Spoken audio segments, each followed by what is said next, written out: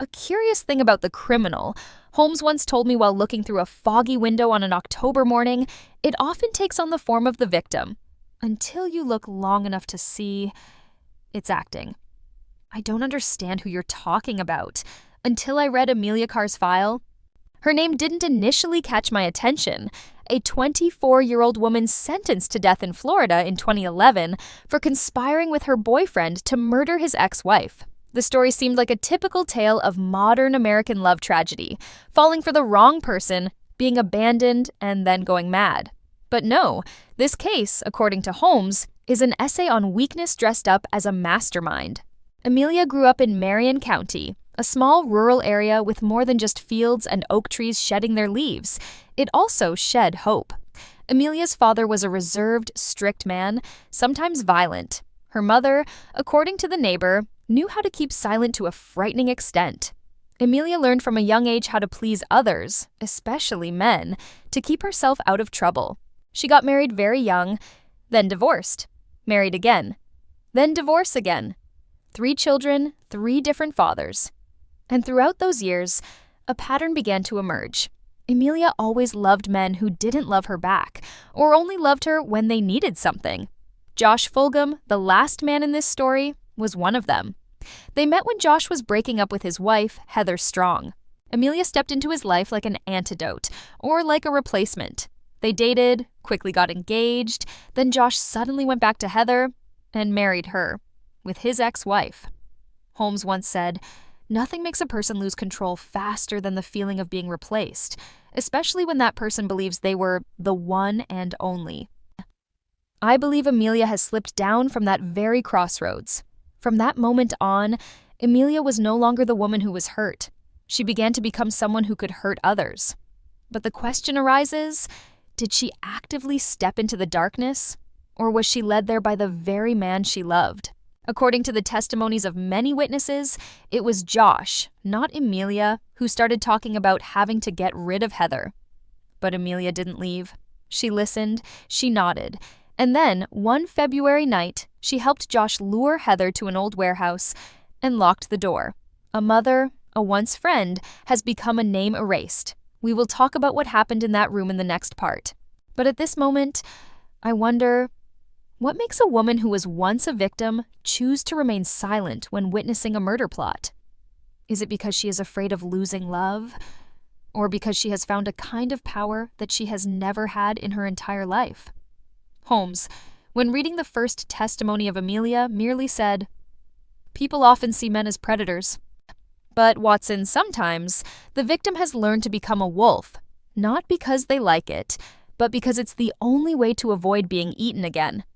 We will continue with the love triangle that led to tragedy, and the true roles of each person in the next installment, the triangle that turned deadly, jealousy, manipulation, and the unraveling plan.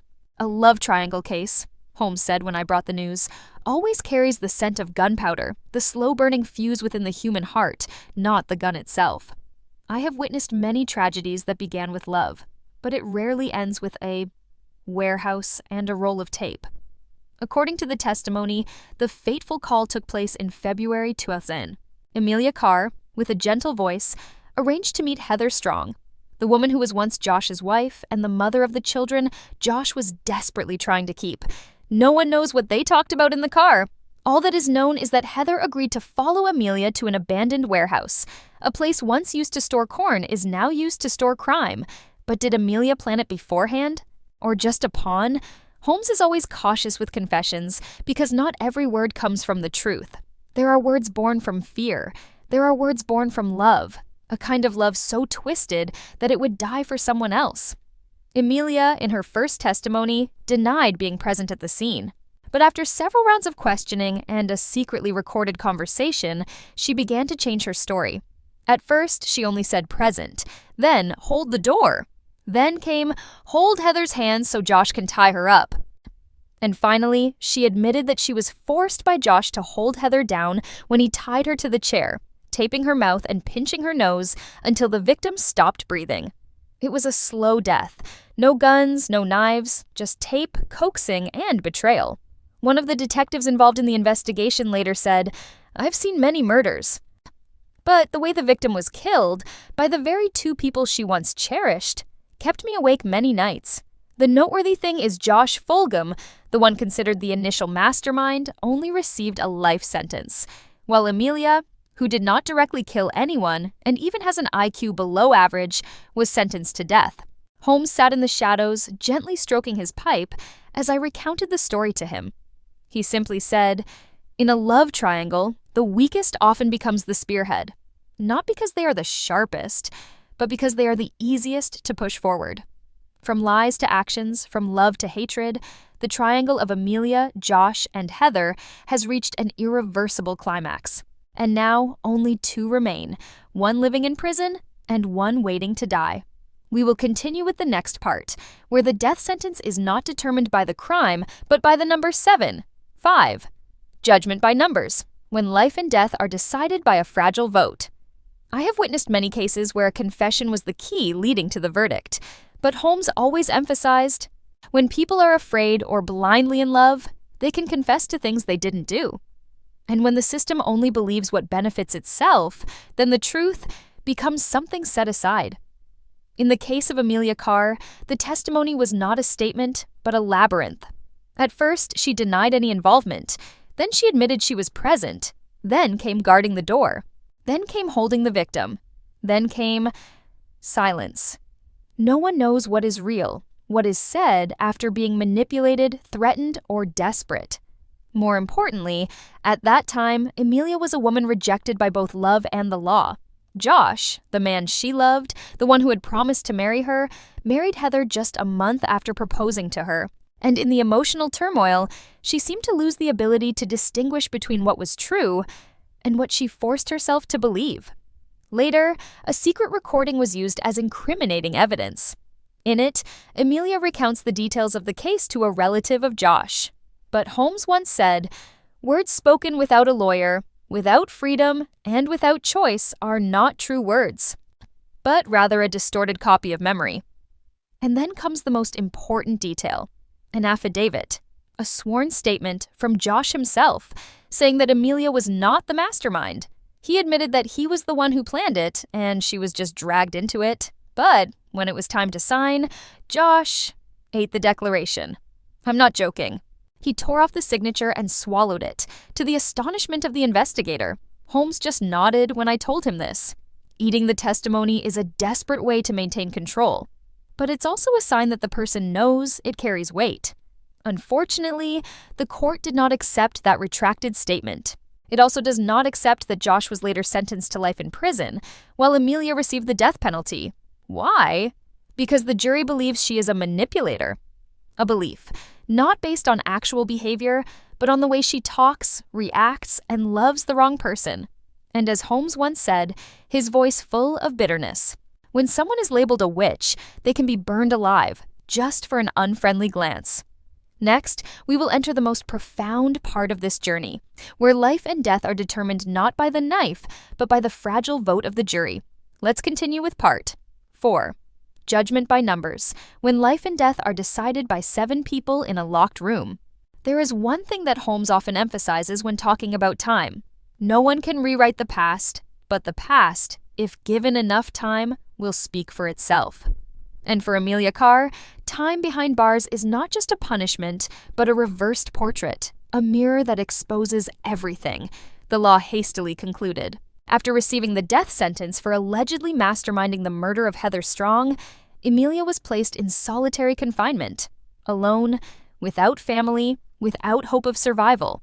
But when the system began to reflect on itself, an irony emerged. Her death sentence was decided by a 7-5 ratio in the jury. Just 2 people, just 2 hesitant voices, were enough to push a person from the prison cell to execution. And then, in 2016, the United States Supreme Court ruled that the death penalty is only valid if the entire jury agrees. That is, Emilia's sentence, legally speaking, is no longer valid. She was reduced to a life sentence without parole. I still remember the look in Holmes's eyes when I told him this. So that's a life almost lost to a vote, not yet unanimous enough to decide whether to buy a salon chair or not, he muttered. The law, when lacking certainty, becomes a game of chance. But what haunts me the most are the years Emilia went through. Not only was she imprisoned, but she was also labeled a monster, a manipulator, and a murderous witch. And then after that verdict, the system did not apologize, no further sentence reduction, no compensation, just moving her from a death row cell to a life sentence cell, no light, no expectations. I wonder if Emilia were not beautiful, if she had no emotions, if she had never cried when mentioning Heather, would the death sentence still hold? Holmes didn't answer me, but he once wrote, "A healthy legal system cannot be based on intuition, prejudice, or images constructed from a media trial. If it does so, then it is acting, not administering justice." And so, Emilia still lives, but not truly lives. Next, we come to the final part, where the unanswered questions gradually emerge. Let's move on to part 5. What is a monster? Justice, bias, and a mask that no one dares to take off. Holmes once told me, on a foggy, rainy night in the Baker Street room, justice, if it truly exists, cannot be something decided by whispers in an emotionally charged courtroom. When I think about Emilia Carr, that saying comes back to me like an old song, sad, persistent. People often believe that women who commit murder will be judged differently than men. It could be harsher, because a mother can't be like that.